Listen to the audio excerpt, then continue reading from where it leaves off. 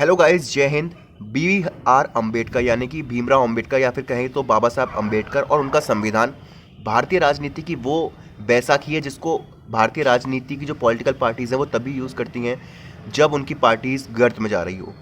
अभी बाबा साहब अम्बेडकर फिर चर्चा में हैं क्योंकि भारत में इलेक्शन चल रहे हैं। 2024 प्रधानमंत्री पद के इलेक्शन हो रहे हैं और जहाँ पे दो ऐसे गुट हैं, एक एनडीए और एक इंडिया अलायंस, जो दोनों के दोनों ही बाबा साहब अम्बेडकर का नाम अपने अपने पॉलिटिकल पार्टीज़ के लिए यूज़ कर रहे हैं। लेकिन इस वीडियो में हम बात करेंगे कि किसने बाबा साहब के लिए थोड़ा बहुत भी अगर काम किया है या ज़्यादा काम किया है तो किस पार्टी ने किया है, किस नेता ने किया है, उसी के बारे में इस वीडियो में बात होगी। और आपको क्यों उसी पार्टी को वोट देना चाहिए अगर आप सच्चे भीम आर्मी वाले हैं या बाबा साहब अम्बेडकर को मानने वाले हैं। तो वीडियो को लाइक कर लीजिएगा, चैनल को सब्सक्राइब कर लीजिएगा। कमेंट में आपका बी आर अम्बेडकर के बारे में क्या सुझाव है या क्या सोचना है वो लिख दीजिएगा। तो चलिए वीडियो शुरू करते हैं। तो इस वीडियो में मैं आपको अम्बेडकर की जीवनी नहीं बताने वाला हूं क्योंकि अगर आप उनको मानते हैं और उनके बारे में पता नहीं है तो आपका उनको अपने आप को उनका सपोर्टर कहना या उनका मानने वाला कहना गलत होगा। सबसे पहले बात करेंगे कांग्रेस के बारे में कि कांग्रेस ने बी आर अम्बेडकर के लिए कुछ किया, अम्बेडकर साहब के लिए कुछ किया कि नहीं किया। तो सबसे पहले मैं आपको बताना चाहूँगा कि जो 1951 में पहली बार चुनाव हुए थे और उसके बाद जो दूसरे चुनाव हुए थे, दोनों बार जो बाबा साहब अम्बेडकर थे वो कांग्रेस पार्टी के अपोजिट से खड़े होते थे और दोनों बार ही कांग्रेस पार्टी ने उनको हराया था।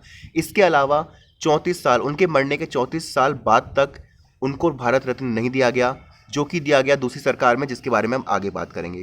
इसके अलावा ये भी आप फैक्ट्स के साथ बात कर रहा हूँ मैं, ध्रुव राठी की वीडियो नहीं है ये कि बिना फैक्ट्स के मैं कह दूँ कि हमको हाईवेज़ की ज़रूरत नहीं है और आप 15 बिलियन इस पर व्यूज़ दे दो।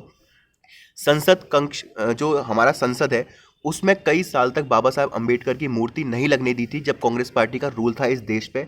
इसके अलावा बाबा साहब अम्बेडकर जो कश्मीर में धारा 370 नेहरू लाना चाहते थे अपने दोस्त जो वहाँ पर अब्दुल्ला थे उनके कहने पर, उसके भी खिलाफ बाबा साहब अम्बेडकर थे। लेकिन नेहरू जी तब के कैसे नेता थे वो हम सब जानते हैं, वो किसी की नहीं सुनते थे। हमारे देश के जो पहले प्रेसिडेंट थे उनका भी क्या हाल हुआ था वो भी हम जानते हैं।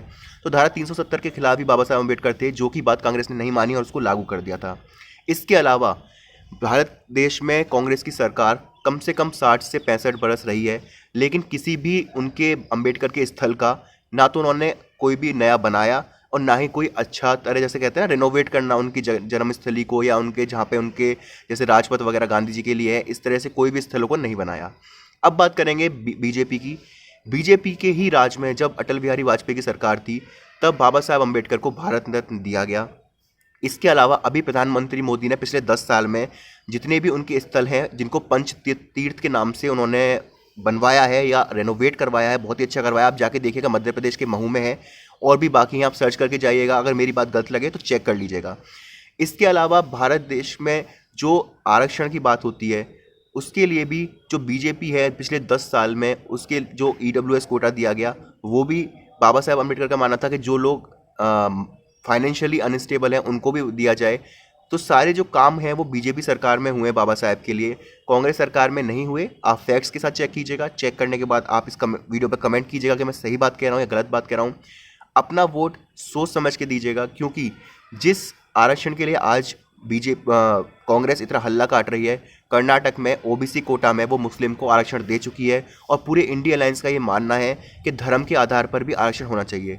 तो अगर आपको अपना आरक्षण बचाना है तो अपना वोट सोच समझ के दीजिएगा। इस वीडियो को लाइक कर लीजिएगा। अगर कुछ भी चीज़ आपको अच्छी लगी हो तो अम्बेडकर के बारे में लिख दीजिएगा कमेंट सेक्शन में। Thank you so much.